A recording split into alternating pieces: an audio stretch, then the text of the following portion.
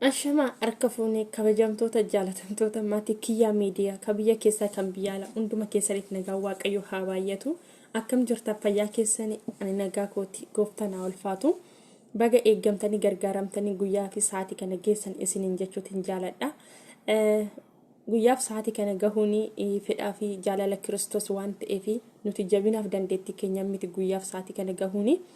Inni nu gargaarii nu eegee haala sodaachisaaf qilleensa sodaachisaa keessatti nu eegee yeroof sa'aatii kana nuuf kenne maqaan waaqayyo keenya haa ulfaatu. Baay'eetu har'a gahuudhaaf hawwii qaba ture. Baay'eetu ifa guyyaa har'a arguudhaaf hawwii qaba ture. Waan fedhaa fi jaalala Kiristoos ta'eefidha guyyaa kana gahuuni maqaan waaqayyo keenyaatti haa ulfaatu jechuudha. Inni nagaa keenya baay'isee inni haala kamuu keessatti nu gargaaree guyyaa fi yeroo kana nuuf kenne maqaan waaqayyo keenya gooftaa haa ulfaatu. Akkam jirta fayyaa keessanii ani nagaa kootidha gooftaan haa ulfaatu. Lafaa fi bakka mana jirtan hundatti nagaa waaqayyo isiniif haa baay'atu. Sababii isaa nama nagaa qabutu nagaa nama gaafata. Ijoollee waaqayyo immoo nagaa biyyi lafaa hin qabne nagaa addaa qabdi. Kanaaf iyyuu nagaa kan jibbu immoo eenyudha? Seexana qofadha jechuudha. Hojii seexana nama wal ajjeesisuu fi dhiiga nama dhangalaasisuu yoo ta'e malee nama nagaa wal gaafattu seexanni hin jaalattu jechuudha. Maqaa Yesuusin aayifatamtu. Kanaaf iyyuu har'a maalidha? Viidiyoo tokko baay'ee waan na ajaa'ibeefidha. Viidiyoo wayii qabadhee dhufe. Innis viidiyoo namoonni baay'een keessan ni beektu yookiin sooshaal miidiyaa kanarratti baay'een keessan argitanii jirtu. Waan addaa miti garuu jechuudha. Akkasuma tigistii baay'een keessan ni beektu jechuudha. Micayyoo nama kofalchiistu yookiin micayyoo nama bashannansiistu. Micayyoo baay'ee cimtuudha. Micayyoo kana bukkee haa dhaabbannu. Dhugaa nama gana guddattuudha ishiin jechuudha. Inna viidiyoo ishiin na ajaa'ibe jechuudha. Mee viidiyoo ishii kana waliin laallee walitti deebina jedhe. Dhugaa السلام عليكم ماما هذا مال زيت عشاب زيت شهر طولي زيادة طول كذابة انت كذابة كذابة موك ما في انت شير قول بالنجا انت موك ما في كذابة لا تكذبين كذابة هيدا مو زيت هذا بول مالج بالهندي جبتيها بول مالج حبيبتي ريحتها خايسة وبعد كله كدرة كشرة بعدين قلت شعري طول حبيبي تعال اشتروا انا اشتريتها 150 درهم ما في فايدة. شوف شعره وينه وين يلا شوفي وين يلا قولي بلا موك كذابة تبون تاكلونا من فلوسنا. حبيبي تعالوا شوفوا موك ما في انت خشرة هندي خشرة زبالة ما بقى اسمها هذا الزيت هذا يشتري من عندهم زبالة. بتقولي يلا شيلوا اشتروا هذا الزيت يطول شعر. انتوا بلادكم شعر طويلة ليش تكذبون علينا يعني تشترون بول مالكم تطون دخل ماي وكشرة الريحة خايسة. انا اشترتها حبيبتي شفنا لك 2 مرة اشترتها ما في شيء. ها شعري هذا وين طويل سكتي سيري من دخل تيك توك ما بقى اسمعي ولا فيسبوك انستغرام ولا في تيك توك خزابة خشرة.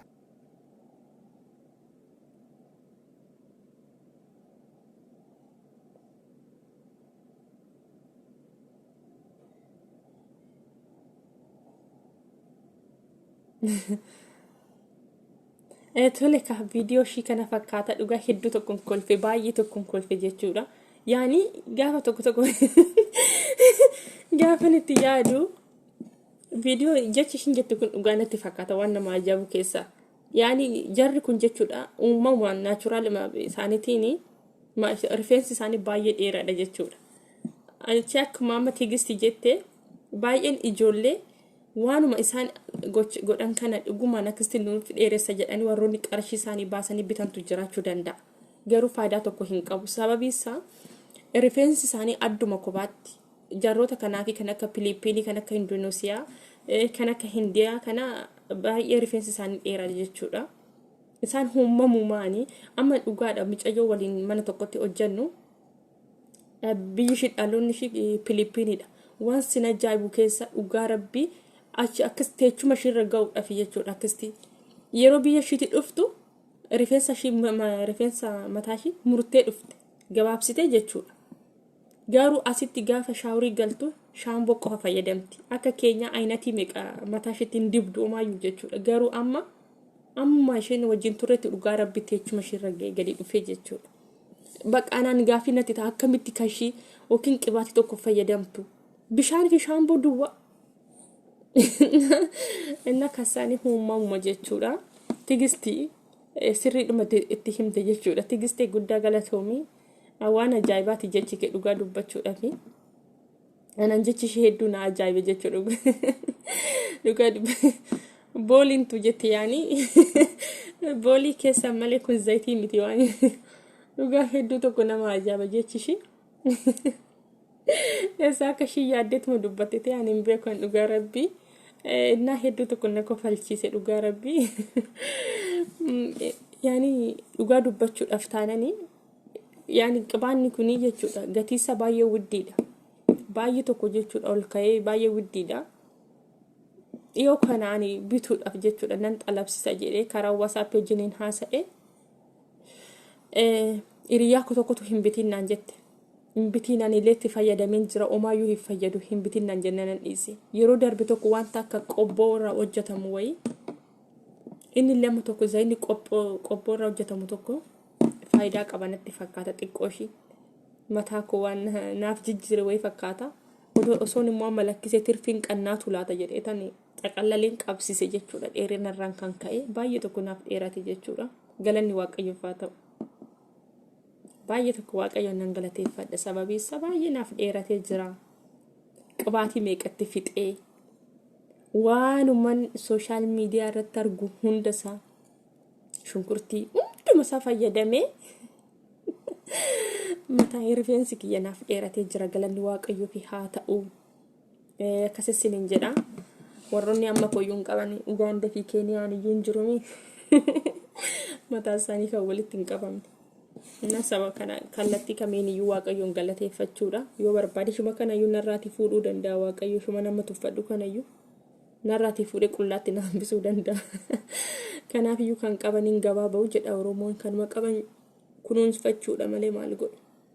Nu gaannumti qabnu iyyuu ana garuu jecha tigisti waan na ajaa'ibeefini mee baay'een keessan zayinni kun dhuguma akkasinni dheeressa jettanii yaaddu akka rifeensa kana baay'ee tokko nama ajaa'iba rabbi yaani surma gosa sadiidha tokko kan laaffisu tokko kan dheeressu tokko akka hin caccabne moo waan ta'e jedhu aynati sadiidha jechuudha. Tigistitu yaada isaanii xumurtee jirti jechuudha. Hedduu tokko na ajaa'ibde tigisti jechishi. Rifeensi kennaadhuma dhugaa rabbii dubbachuudhaaf rifeensi kennaadhuma wantoonni baay'een garuu nama fayyadaa kanas godhaa jedhu malee rifeensi kennaadhuma jechuudha. Kanaaf iyyuu waaqayyoo isuma qabnutti ayyaana isaan nuuf baay'isuu akka shiinu nurraati hin baanne akka namaatti sirbaan morma nama jallisaa jedha Oromoon akka shiitti naaf dheeratu jedhee tarii waan nama taayyuu narraati buusu ta'uu danda'an beekamu. Kanaaf iyyuu waan miidiyaa irratti arginu hunda fayyadamuunis dhorkaadha beektu wantoota baay'ee qodaa keenya waan miidhu ta'uu danda'a hin beekamu rifeensa guddisna jennee qodaa keenya wanta miidhu ta'uu danda'a laaljikii ta'uu danda'a. Kanaaf iyyuu waan miidiyaa irratti arginu hunda rifeensa nuuf dheeressa jennee fayyadamuun dhorkaadha jechuudha. Garuu viidiyoo ta'an irratti wanti nama galateeffadhu wayitu jira. Sababii isaa rifeensa mataa koo mureen ture jechuudha. Mureen rifeensi mataa kiyyaa naa deebi'uu didee akka carraatee nama wayii wajjiniin haasa'ee wantoota mataa kana fayyadamee wantoota kanatti fayyadamee tannaaf deebi'ee naan jedhani akkasumatti fayyadameen rifeensi koo naaf deebi'ee jira. Nama saniin galatoomi jechuutiin barbaada viidiyoo biraatiin walitti deebina. Waan hanga yoona nafaana turtaniif guddaa galatooma ana tigistii waan na kofalchiisteef baay'ee tokko Kiristoosiin jechishi waan baay'ee na kofalchiiseefini siniin jedha hordoftoota kiyyaa warroonni hanga kana nafaana turtanii guddaa tokko galatoomai dogoggora jiruuf dhiifama naaf godhaai yaada qabdan immoo koomentii jalatti naaf kaasiniin jechuuti jaaladha uummata qashti.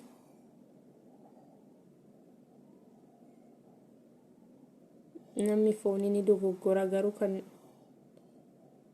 waaqayyo mobbaa dhiifamaati. Kanaaf iyyuu yaada qabdan naaf qoodaa siniin jedha. Waan hanga kana nafaana turtanii fi guddaa galatoomaa. Hedduu sin jaaladha, hedduu sin kabaja. Warroonni maatii koo hin taane immoo like, comment, subscribe osinitti tole immoo share gochuudhaani maatii kootti dabalamaa isiniin jechuutiin jaaladha. Waan hanga kana nafaana turtaniif guddaa galatoomaa.